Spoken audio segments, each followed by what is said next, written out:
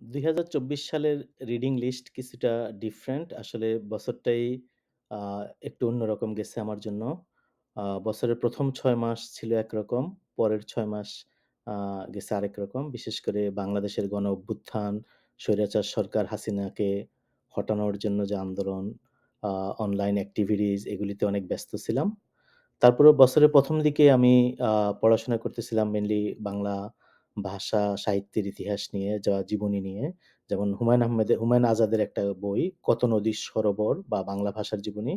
খুবই সহজ ভাষায় উনি বাংলা ভাষার আ বিভিন্ন অলবদল এগুলি তুলে ধরেছেন।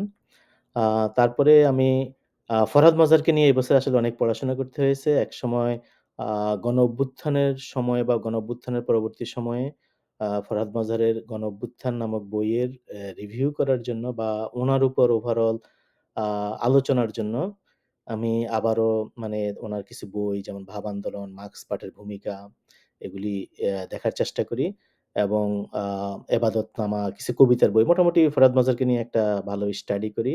আ বিশেষ করে আন্দোলনের পরবর্তী সময়ে, আন্দোলনের সময়ও। আ এছাড়া আ মাজার ভিত্তিক গন্ডগোলের কারণে, বেশি মাজার ভাঙচুরের কারণে তখন আমি কিছু মাজার রিলেটেড লেখাও পড়ার চেষ্টা করি। ১ম এই কেন জানি 'তাজকিরাতুল আউলিয়া' পড়া হয়। সেখানে অনেক ধরনের কেরামতের কথা এসব শোনা যায়। তারপরে 'মারেফতের গোপন কথা' যেটা ডাক্তার জাহাঙ্গীরের লেখা। উনার বইটা পড়ি। ওটা আমার কাছে মনে হয় ভালো একটা বই এবং এই বইয়ের জন্য উনি পাকিস্তান আমলে জেলও খেটেছেন। সো এটা একটা ভালো বই। এছাড়া আ 'নাস্তিক পণ্ডিতের ভিটা' এই বইটা আমার পড়ার ইচ্ছা ছিল। সেটাও আমি হাতে আসে, এটা পড়ি।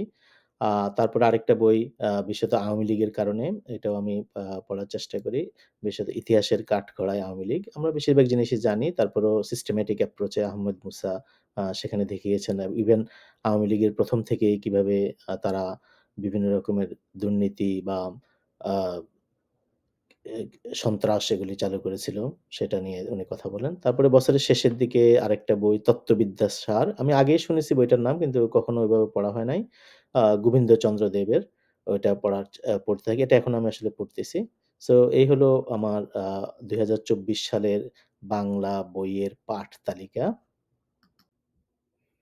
আ ২০২৪ সালে পঠিত ইংরেজি বইয়ের মধ্যে ১ম দিকে আমি আমার আসলে ডাউনলোড ফোল্ডার থেকে দেখলাম যে আমি কি বই আসলে পড়ার চেষ্টা করেছি বা পড়েছি। তো ১ম এ দেখলাম যে আমি বছরের ১ম দিকে 'সাইলেন্ট মেসেজ' আলবার্ট মেহরাবিয়ান নামক একজনের লেখা।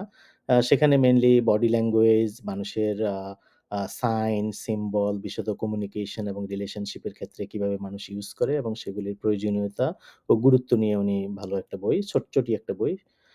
তারপরে আরেকটা চটি বই সেটা হলো যে 'political parties in Bangladesh' by Rounaq Jahan. তিনিও খুব অল্প কথায় বাংলাদেশের রাজনৈতিক দলগুলিকে সুন্দরভাবে তুলে ধরেছেন। আ 'আর্ট অফ ওয়ার' সঞ্জু এটা আসলে আমার আগে পড়া আছে বা এটা একটা আসলে রেফারেন্স বই। আপনি যেকোনো সময় পড়তে পারেন। একটা কথা আছে না যে 'some book to swallow, some book to have as a reference' ঐরকম আরকি যে এটা আসলে ঐরকমভাবে যে আপনি প্রত্যেকটা কৌশলই শিখে রাখবেন এমন না। কিন্তু সানজুর বইটা আমার খুবই ফেভারিট একটা বই। তো এই বছর বাংলাদেশের আন্দোলন সংগ্রামের কারণে আবার সানজুর কথা উঠে এসছে। সেজন্য সানজুকে আবার একটু দেখলাম।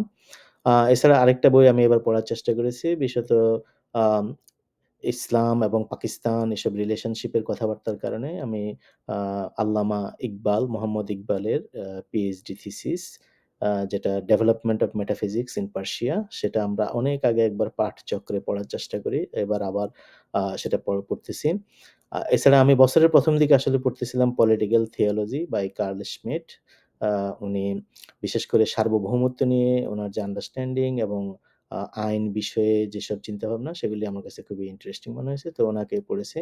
এছাড়া বছরের শেষের দিকে এসে বিশেষত ভারতের ব্যাপারে আ বাংলাদেশের যে সম্পর্ক সেটার কারণে এটা আমার আরেকটা ফেভারিট বলা যায় বই বিশেষত জেমস মিলকে আমি আম পছন্দ করি। কিন্তু এই বইয়ে উনি যেটা ভারতবর্ষের একেবারে আ নির্দয় সমালোচনা করেছেন। বাঙালিদের ব্যাপারেও অনেক খারাপ কথা বলেছেন।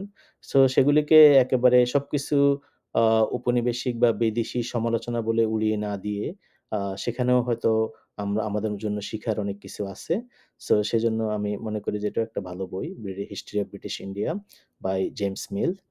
আ এই হলো আমার আসলে এই বছরের পড়াশোনার তালিকা ওভারঅল বাংলা এবং ইংরেজি মিলিয়ে।